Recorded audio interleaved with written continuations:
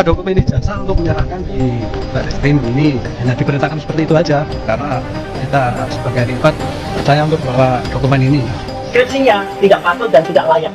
Skripsinya kita berani main 99,9% itu adalah palsu. Kalau skripsinya palsu, pidananya mati. Kalau telurnya busuk ya nggak akan lantas jadi ayam. Nggak mungkin telur lantas jadi ayam. Tidak, kalau skripsinya busuk, mungkin ijazahnya dan yang menghasil tahu orang suka tidak suka atau ijazah di berdoa nanti saya di banyak.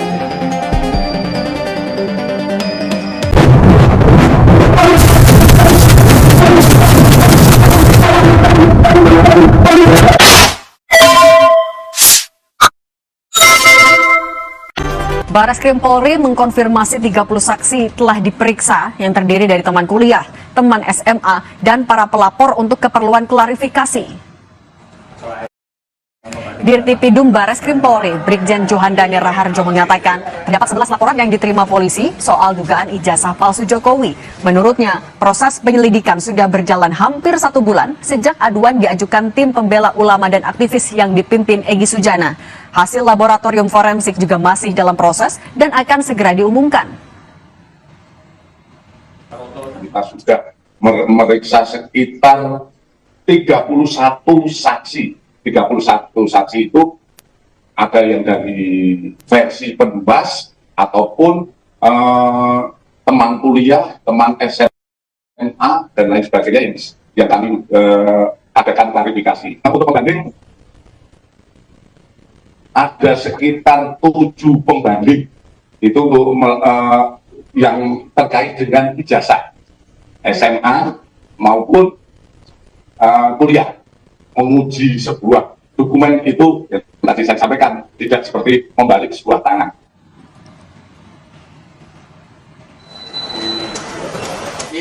Adik ipar Presiden ke-7 Joko Widodo, Wahyudi Andrianto, tiba-tiba mendatangi Barreskrim Polri untuk menyerahkan ijazah asli sang kakak ipar kepada penyidik. Adik Iriana ini membawa ijazah SMA dan S1 UGM tanpa memperlihatkan kepada awak media. Kita sebagai adik ipar percaya untuk membawa dokumen ini.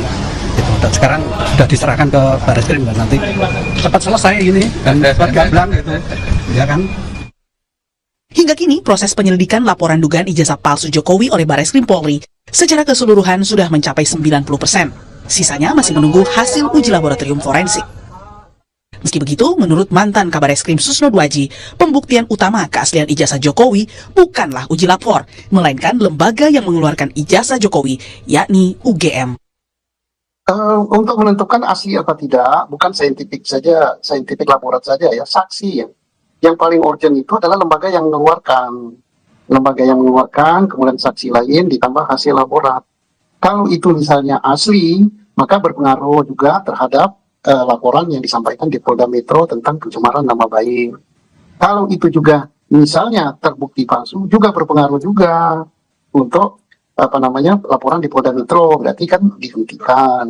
Jadi sangat berpengaruh itu. Dan pembuktian hal ini, saya mantan penyidik ya, sangat gampang karena lembaganya masih ada kok. OGM-nya ada, saksi ada. Sebulan sejak pelapor mengadukan dugaan ijazah palsu Jokowi, Barreskrim sudah memeriksa 30 saksi dan mengambil 7 sampel ijazah rekan-rekan SMA dan kuliah Jokowi di UGM. Tim Liputan, Kompas TV. Pembuktian keaslian ijazah Jokowi kini masih menunggu hasil uji laboratorium forensik Barreskrim Polri. Akankah hasil lab-for adalah satu-satunya penentu jika sebuah dokumen itu asli atau palsu? Kita bahas bersama terlapor pencemaran nama baik Jokowi, Roy Suryo. Ada juga Sekjen Barajp Rally Regen dan Guru Besar Hukum Acara Pidana Unsud, Profesor Hipnu Nugroho. Selamat petang semuanya. Selamat petang, Ya. Saya mau ke Prof. Hipnu dulu. Prof. Hipnu, dalam konteks memeriksa keaslian sebuah dokumen, hal ini atau konteks ini adalah juga soal ijazah. Sebenarnya bobot kualitasnya yang paling dipertimbangkan untuk menentukan dokumen itu asli atau palsu itu apa, Prof? Ya, betul. Jadi memang dokumen ini sebagai pintu masuk untuk menjelaskan duduk permasalahannya. Oleh karena itu kita apresiasi Barreskrim melihat dengan model forensik. Pembuktian forensik. Karena secara formal UGM sudah menyampaikan. Sekarang secara material seperti apa? Nah, hasil ini yang akan dikeluarkan oleh Bareskrim. Tapi pertanyaannya, apakah hasil Bareskrim itu satu-satunya yang bisa diterima? Oh tidak.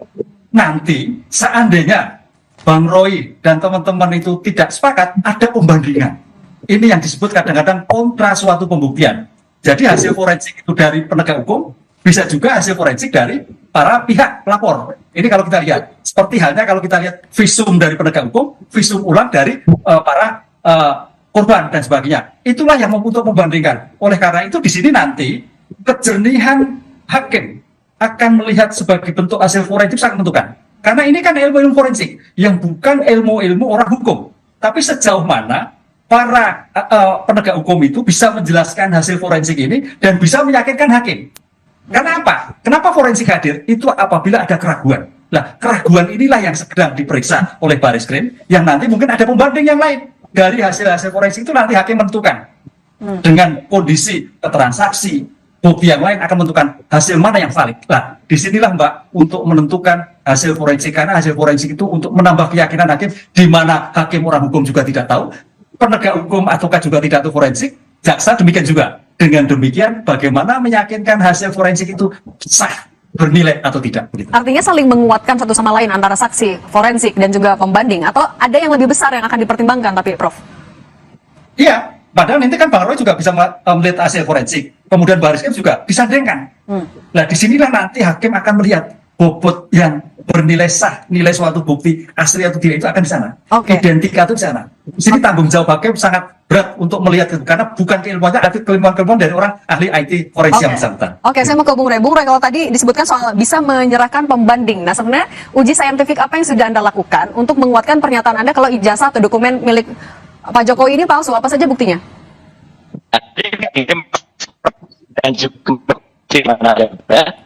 itu berarti itu Bung Roy, suara Anda putus-putus.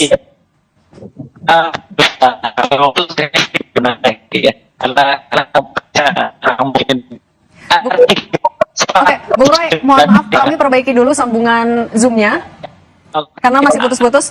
Boleh sekalian juga diperbaiki mungkin sinyal juga Bung Roy. Kalau gitu saya ke Bung Reli dulu. Bung Reli, kalau dari kan sudah 30 lebih saksi yang diperiksa oleh polisi, Anda meyakini kalau misalnya ijazah dari Pak Jokowi ini asli melalui saksi-saksi yang sudah diperiksa?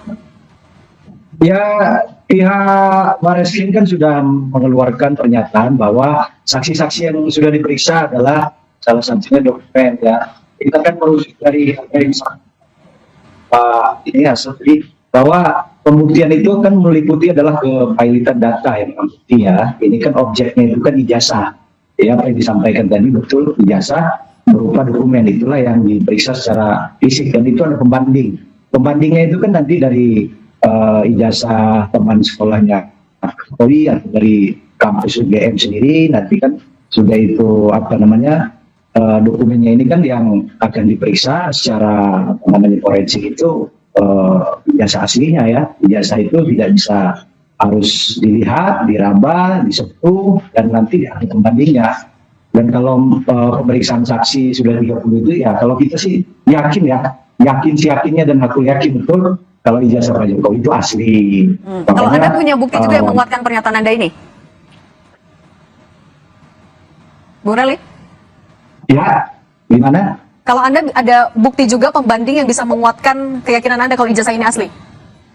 Ya, nanti kan apa yang disampaikan tadi oleh Bang ini tadi bahwa ijazahnya itu untuk menentukan kepailitannya lah pembanding, dan kami yakin pembandingnya ini kan nanti pihak penegak hukum yaitu dari Bareskrim, udah dari Bareskrim nanti kan ada pelimpahan itu ke pengadilan.